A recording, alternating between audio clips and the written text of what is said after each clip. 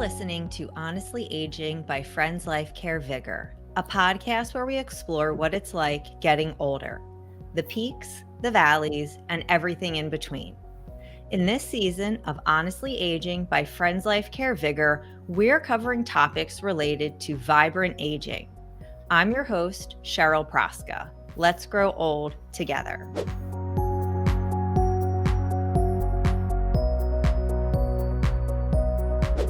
On today's episode, I'm joined by my colleague, Jay Hilliard, who is a Friends Life Care plan counselor. Jay has been with Friends Life Care for 20 years. Before joining Friends Life Care, he was a long-term care insurance broker for 5 years. Previously, he worked in sales in the textile industry for the United States Chamber of Commerce. Jay coaches ice hockey and helps run hockey clinics for goalies. He has 2 sons with his wife, Sandra, who is from Glasgow, Scotland. Jay is also a Friends Life Care member.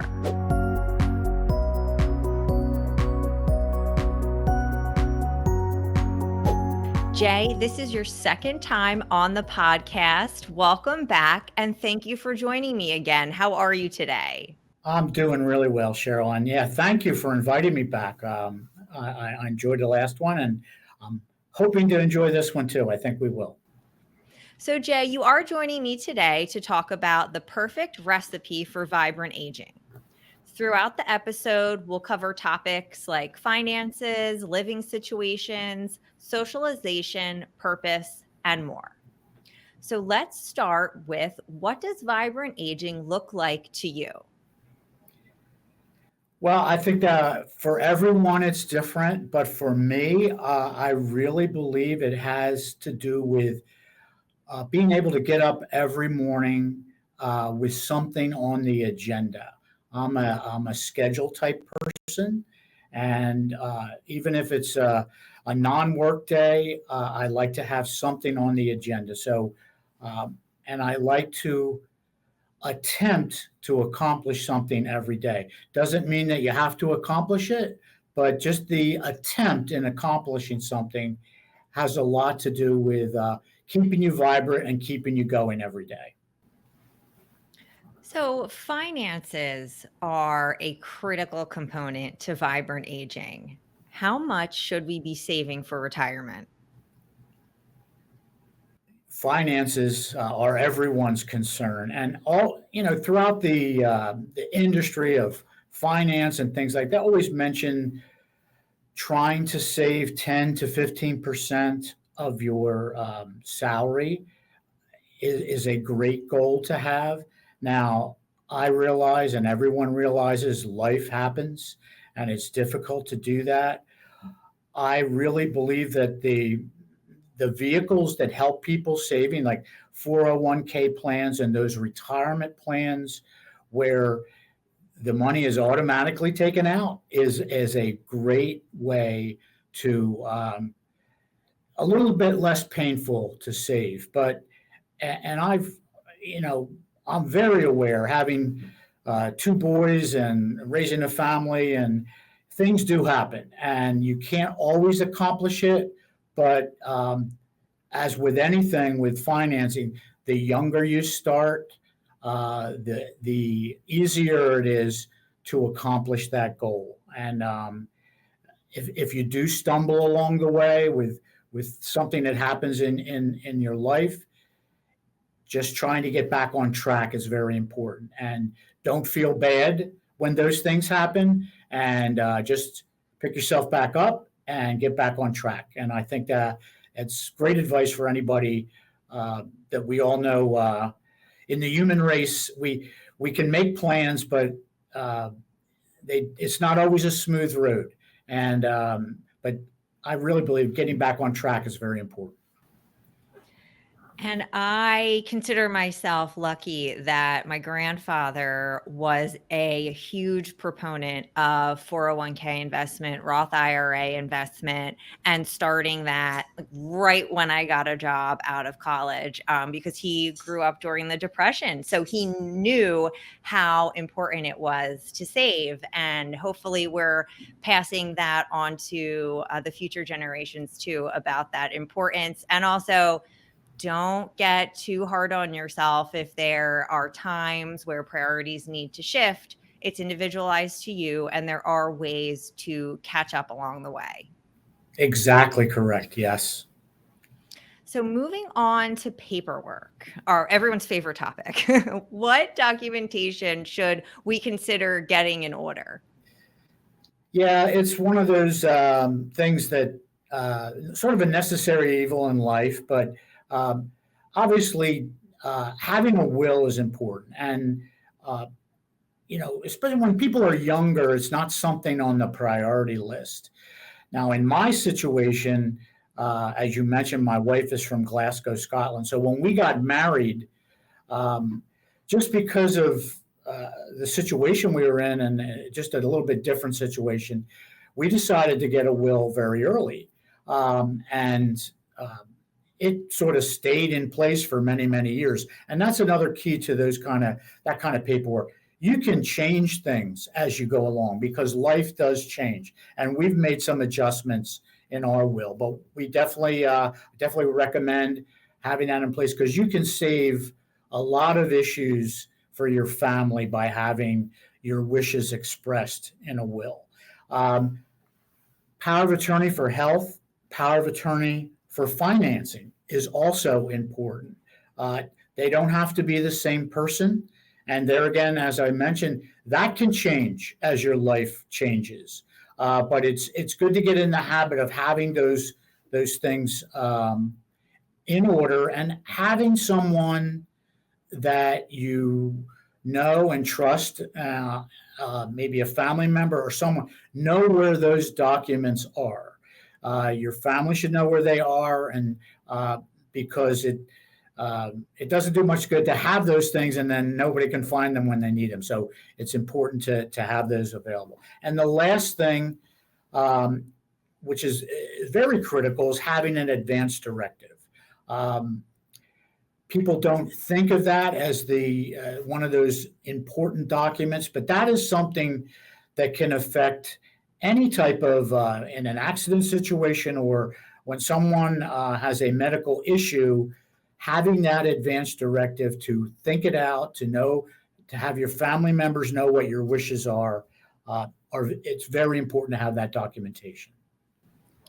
And one thing to add that I'm thinking of from your thorough review is it's one thing to get all of your paperwork together, and it's another to review it with your family or loved ones or a professional, depending on who it is you're selecting for these important responsibilities about your life. So the conversations are not always going to be easy. However, it is so important to discuss your wishes with your loved ones and make sure people know that you've named them in these positions. Exactly correct. And just take and in my experience, the older I get, the faster life travels. And um, the period of time from when you originally do the documents and then it's amazing how much time goes by before you think to review them again. So it is something that is very important to do. And one of those things that sort of those things in life are really, it's not pleasant, but there is a peace of mind and factor of going over it with your loved one so everybody's on the same page. So, how often would you recommend reviewing these types of documents? Well, I would say, you know, at least maybe every 5 years, take a look at them. But it certainly at least every 10 years, because uh, there are just things that change in your life. And uh, just as an example, when my wife and I, when we first did our original wills, uh, Sandra had just moved here from Scotland. This is before she became an American citizen, which she has now. She's been a citizen for a long time. But when those life changes came along, we made those adjustments in our paperwork just to reflect those changes. And when our sons got old enough to be our powers of attorney. We made those changes again. So it's very important to just keep up with those things, because I understand time does sort of slip away, and you're uh, raising your family and things are happening, and it just tends to slip away. But you want to try to make that effort to do that. And what I feel like you're alluding to is, in addition to reviewing these documents at least every 5 years, also review them when you experience a major life event, such as a birth of a child or a grandchild, or if somebody passes away, or there's some type of job transition, something like that. These major life events, that would be a trigger point to pull out those documents and make sure everything's in order. Exactly right. And they are, it's a good time, and sort of have that in your mind that when those things happen, as you said, that should trigger you to, and it doesn't necessarily mean you're going to change them every time, but you just want to review, because after a couple of years, you do sort of forget exactly what's not, I wouldn't say forget, but the wording, the way it's outlined, you want to be very familiar with it, so that when those life events do happen, you're nimble enough to make those changes if they need to be done. So, retirement in and of itself is a major life transition. How can we set ourselves up for success in the retirement season of our lives? Well, yes, I'm experiencing that right now. As you know, I'm on the verge of retirement with Friends Life Care. I've been, as you mentioned, 20 years at one place, which is unusual in this day and age, but I'm very proud of that and very happy with my relationship with Friends Life Care. But looking forward, yeah, I think you really have to sort of, harking back to your first question about vibrant aging, you do want to have a plan in place. And as I said, I'm sort of a schedule person. I like to have a schedule, but the tasks in the schedule can be very pleasant. But I like to have them lined out so that I know that each day, as I said earlier, when I get up, I have something to do. And I think things that can help with looking forward myself to retirement, having a hobby that's a passion to you. One of my passions is coaching ice hockey and helping youngsters as young as 5 years old get into the sport of ice hockey. So all the way up to college age ice hockey goalie. So that's a passion of mine. I look forward to it. It's on a schedule every week. A couple times during the season, it's more than once a week. So it's something to look forward to that I have. And also, we're having this life event in our family where we have our first grandchild coming along. So that's going to take up a lot of our time. But for everyone, having a reason, a purpose, something you enjoy doing, even if it's going for a walk or anything that is something you can schedule. I think it's a very important way to have a purpose for every day. And in what you're talking about with having something on the schedule, the importance of socialization comes up for me. So with hockey, and that you're getting with people of different generations, as well as I would imagine other more adults would be helping coach with hockey. So you have that in kind with them. Correct. As well as socialization with your family. It's important to keep those family ties. Yes, and I'm you mentioned we call our hockey coaching fraternity and the kids that we coach, we call it our hockey family. So it's very much a family. But you do mention your own family, and my wife and I have had a wonderful I think this has helped us greatly in our relationship. We schedule time to do things together that we like to do, but we also schedule times to do things not together, that we have our own interests, and uh, those having the space to be able to do uh, what I like to do, and Sandra has space where she can do things with her friends. I think it's important to have that time away from each other, because when you're together, it's even more special. So I think that's helped us over the years. I count my wife as a great proponent of that. She's the one that directs that. She's made sure that we do schedule those things like that, and I really appreciate her. I have other friends where when uh, a buddy of mine wants to do something, it's almost like he has to get permission from his wife to do it, and there's some guilt involved and things like. I've never had that. Because we do have the other time scheduled together, and when something's a priority for one of us to do, we understand that, and we put it in the schedule. So I just think it's a great way to, um, you know, give each other room to breathe.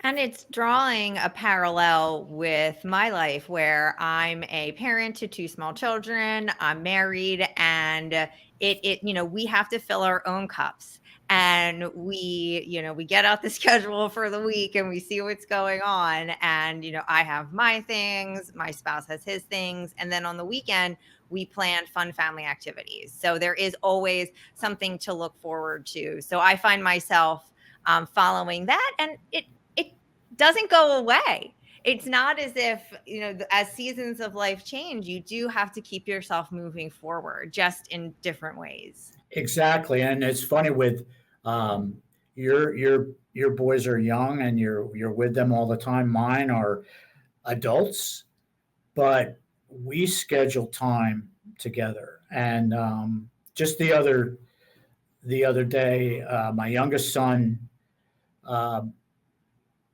nice of him.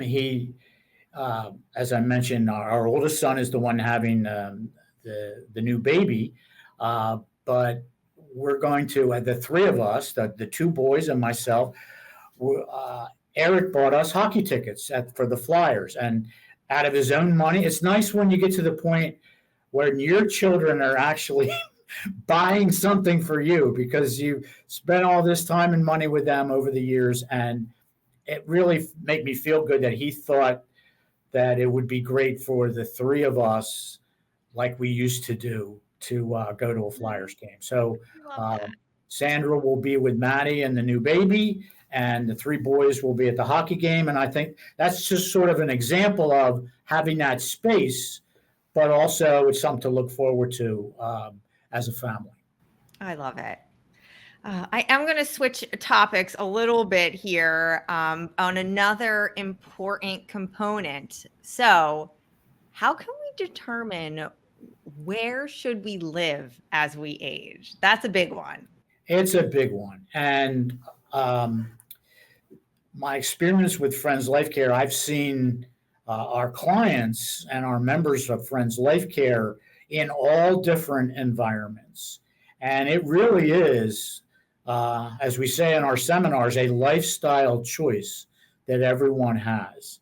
Uh, about 3 years ago, my wife and I made the choice. We moved from our existing house to a one-story ranch house, everything on one floor, um, uh, still with a big enough yard to do things in, because I do like to do that. Sandra likes to with her flowers and things like that. But um, we wanted to have a place where we could grow together in that environment. And home accessibility is a big thing. And we've been working on that for the last 3 years of getting our home, giving us the best chance to be able to stay there. Now, everyone has different opinions of that. There are other options. The 55 and older communities, I've visited many of them with our clients and members of Friends Life Care. They are an excellent choice.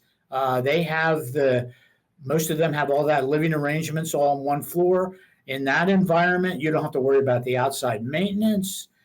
There's social parts of being in those kind of communities. So that's a great fit for some people. And then there's the life plan communities, the continuing care retirement communities. Some people enjoy that environment. There are a lot of choices out there, and I think as you get closer to retirement, you really need to start, because it does take some planning to be where you want to be. And the earlier, as anything in life, the earlier you start thinking about that kind of thing and where you want to be.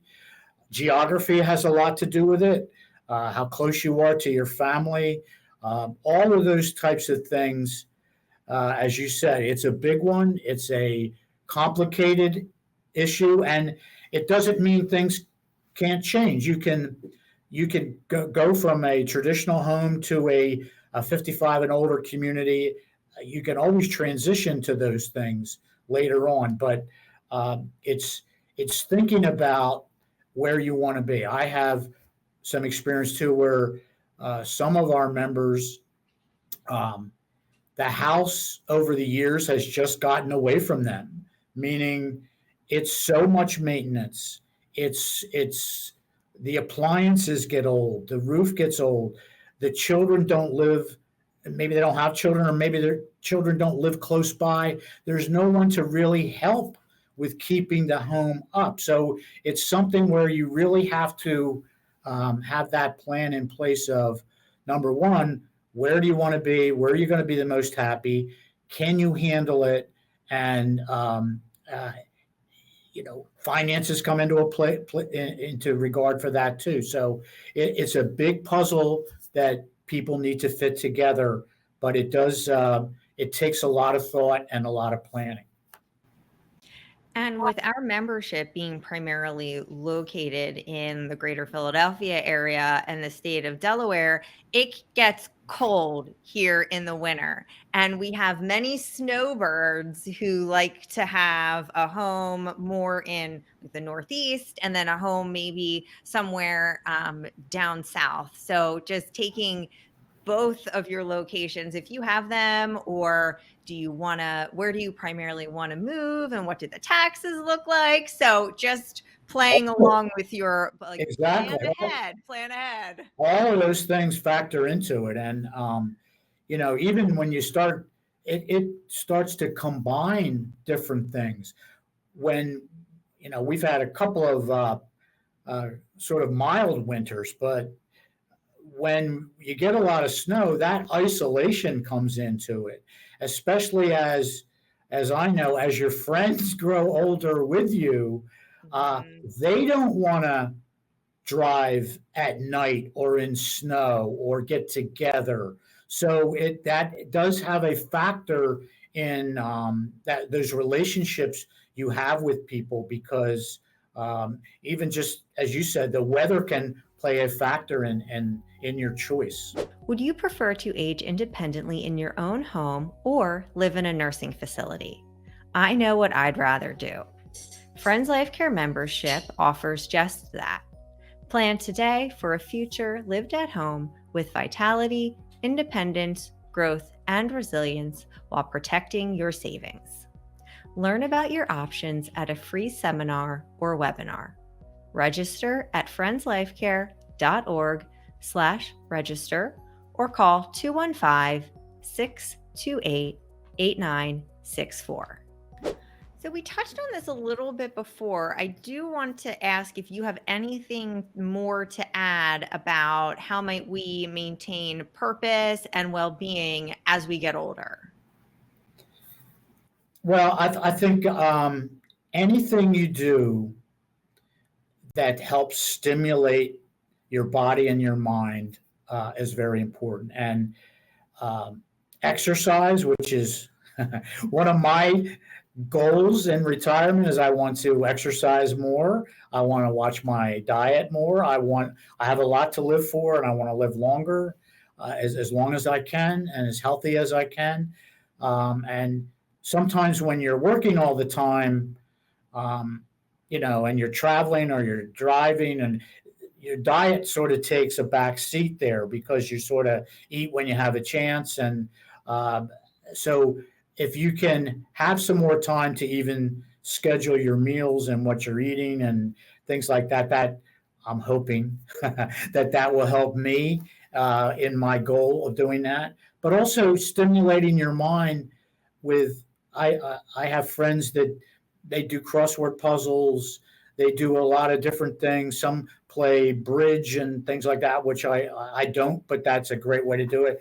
I'm into chess, and I play my youngest son Eric. We usually have a chess game going on in the house, even if it's we just sort of walk by and make a move, and then it could be 2 days later before the next move. But and then we get into it for an hour straight. So, but it's and I found even when I'm not um, right in front of the board, I'm thinking about the next move. So I think that helps stimulate your mind to keep up with a 20 something on the chessboard is a good way uh, to keep your juices flowing. So earlier we touched on finances. Another topic under this umbrella is the cost of long-term care. Can you explain to our listeners the financial implications of long-term care and what Medicaid actually covers under this realm? Certainly, and it's you're in my wheelhouse now. It's what I've been doing for years, and I think it's very important for people to think about the ramifications. Medicare has a very limited coverage for long-term care. Uh, 100 days is the maximum that Medicare will pay for any type of long-term care, but it's hard to even get to those 100 days because there's restrictions along the way. So I just tell people, don't count on Medicare for your long-term care needs. It's really something you have to plan for. And it's what Friends Life Care, our whole company is based on planning for that. And uh, it can be a very expensive endeavor to self-insure. I think everyone realized how much a nursing home could cost, an assisted living facility, but even home care, when you pay for it by the hour out of your pocket, it can be a devastating cost. And there is a way to plan ahead for it. Now, it it's it's something that you have to do before you need this, and you want to be as young as and as healthy as you can, and you can get a plan in place that has a financial benefit. And with Friends Life Care, you get a plan counselor, or I'm sorry, a care coordinator that will help your family and you negotiate all the scheduling and placing the aid with you. And our mission is to keep people at home for as long as possible. But even if you go to an assisted living or nursing home, having that financial um, backup is crucial to keeping your nest egg in place, because when someone transitions from Medicare to Medicaid, Medicaid is where you spent down all your money, and now you're counting on the state to take care of you and to protect all your assets so you don't get to that point is very important for people, because all the other things that we talked about, uh, your lifestyle in retirement, your family in retirement, your hobbies in retirement. If you don't have the finances to be able to do it, it's not going to be possible. And having that plan in place and having the peace of mind of knowing it's one less thing to worry about is to um, have that peace of mind and knowing that if and when this thing happens, you have the financial wherewithal, but also the ability to use the advocacy of Friends Life Care to help you stay at home if at all possible. Yeah, the planning ahead does give you more choice as you get older. So plan ahead. Nobody wants to be having to deal with Medicaid and them making the choices for you. So at least speak with a plan counselor, a Friends Life Care, a financial advisor, someone who could help you chart a course so that you do have choices as you age. Exactly right. So, Jay, for our coupled listeners like yourself, how might we go about getting on the same page as our partner about all these Ah, topics that we've yeah. discussed? Yes. Very good question. I've been talking to people about Friends Life Care and long term care for all these years. And many times in a couple situation, one of the couple is the leader of I call them the driver of the train. They're the ones that really have more of a passion to get this done, to get this plan in place. Sometimes it's an equal partnership, but usually, uh, many times, one of the couple has some experience in their family where something happened in their family and they saw how devastating it can be. So they really are highly motivated to get something done. And that's where the second person really has to be educated and also and most people do see the benefit of it, and it's really you want it to be a joint decision because it is something it's one of those expenses that if you want to plan ahead, it's something you start to plan for and pay for now. The younger and healthier you are when you start that, the less expensive it is. So it can be very affordable, but it's something that you might be paying for on many number of years, and you don't want it to be every time you see the bill or the bill comes, you don't want to be second guessing yourself. You want to know that you made the right decision and it's comfortable, it fits into your budget, and um, and really being on that same page is helpful. Sometimes I've given the reluctant spouse uh, more reading material or more examples of how things can happen. And most of the time, uh, they do get on the same page. But uh, I have had on very rare occasions where in a couple situation, one of them plans for this and the other one doesn't really want to talk about this subject. And it is one of those kind of subjects that can happen very rarely, but it does.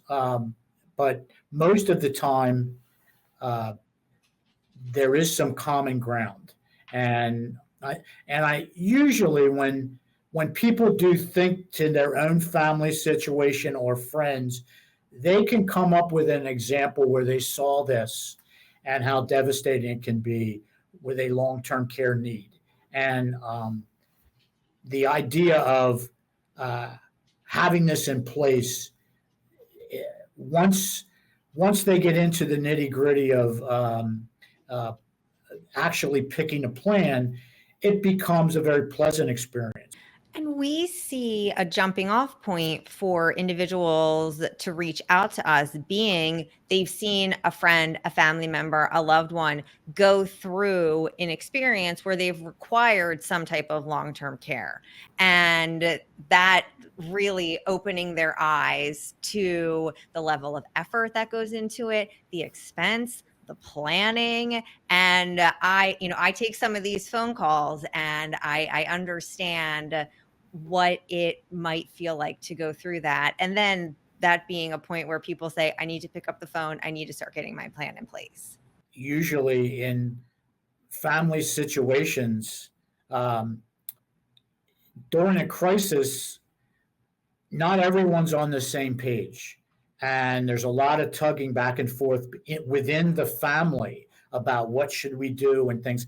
So having an advocate to sort of uh, be that guiding light of here's our recommendations, and having someone that really knows the industry and what can happen and what to plan for is invaluable for a family. And as I said, it's just a one less thing to worry about. So, Jay, you're a Friends Life Care member. So, I'd love it if you could share with us how membership sets you up for success with all the ingredients for vibrant aging that we've covered.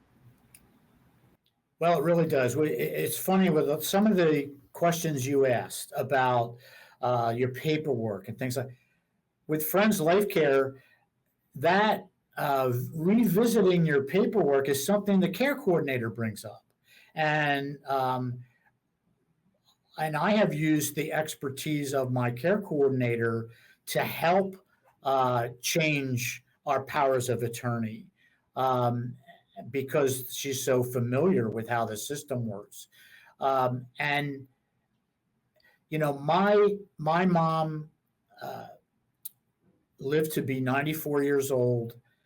She was healthy and independent to age 91. My dad passed away first. My mom was by herself up to 91. But from 91 to 94, one of us in our family, either one of my two older sisters, myself, or my wife Sandra, one of us was with my mom every single day, 24 hours a day, 7 days a week for 3 years. And we did that. And I've talked to you about this personally, but we'd do it again. I'd do it. It's your mom, you would do it again. But when you look at your own family situation, do you want to pass that burden on to your family? My mom was fortunate enough that we were all close enough by to be able to do these things. Um, my sisters' families were older. Now we had just had a couple of youngsters, so I still had a growing family, but we were able to make it work.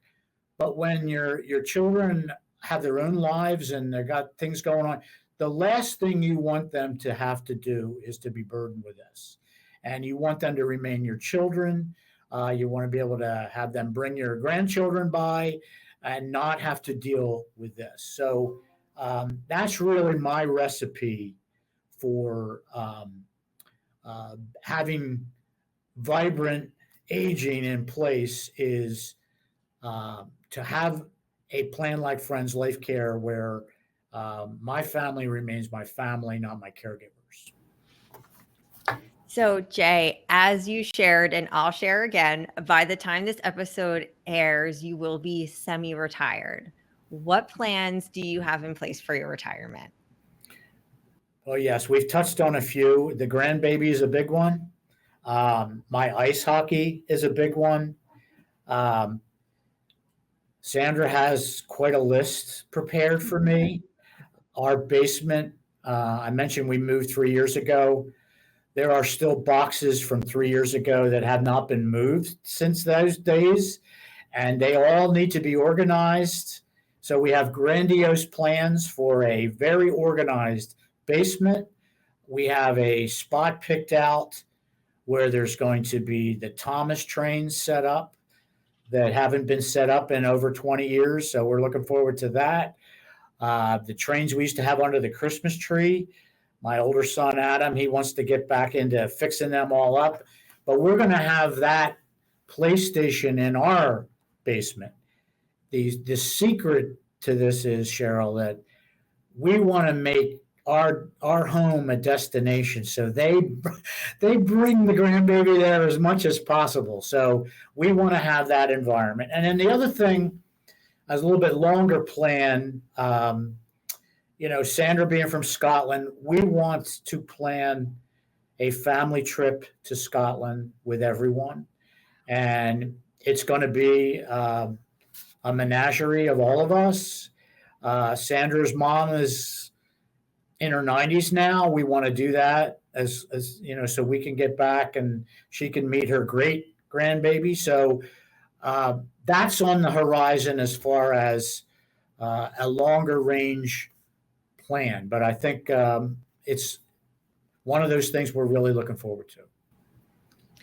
And I'm laughing about your boxes because I moved 2 years ago, and my basement too has some mystery boxes down there. So there's always a list. There's always a to-do list, isn't there? There always is, and you're right.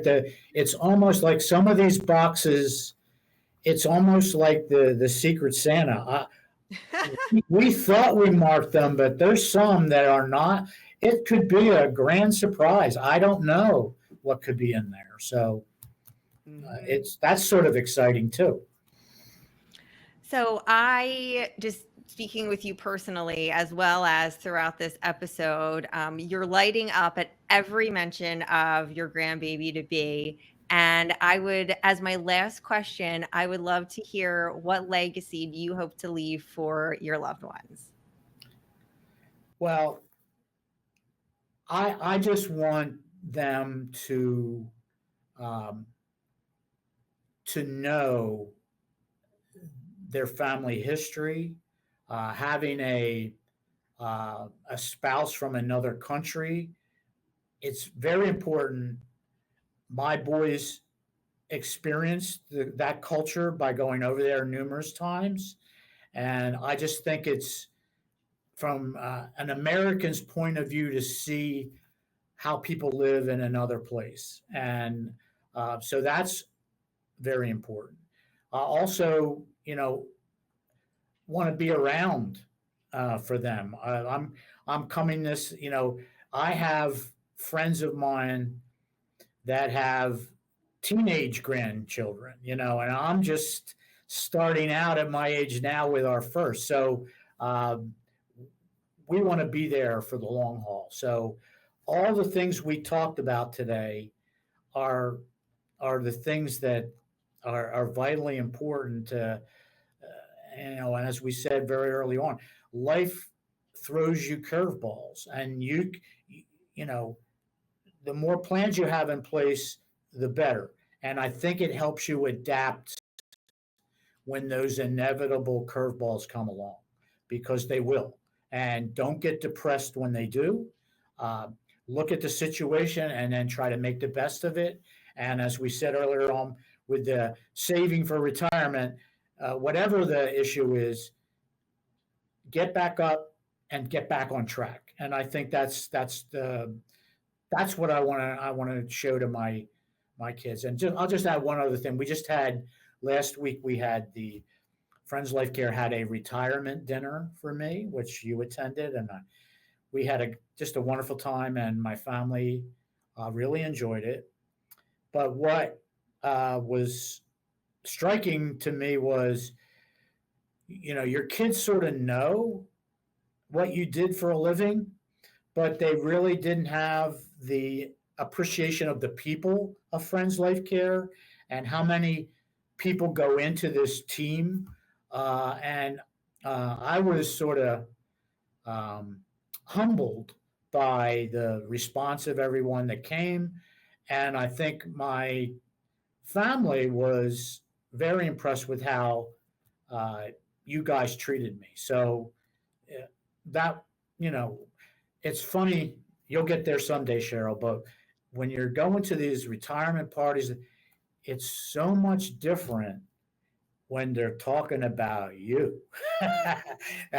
It's a humbling experience. I've been to many different dinners where it's always somebody else they're talking about, but when they're talking about you, it really it's very meaningful. So I really did appreciate that.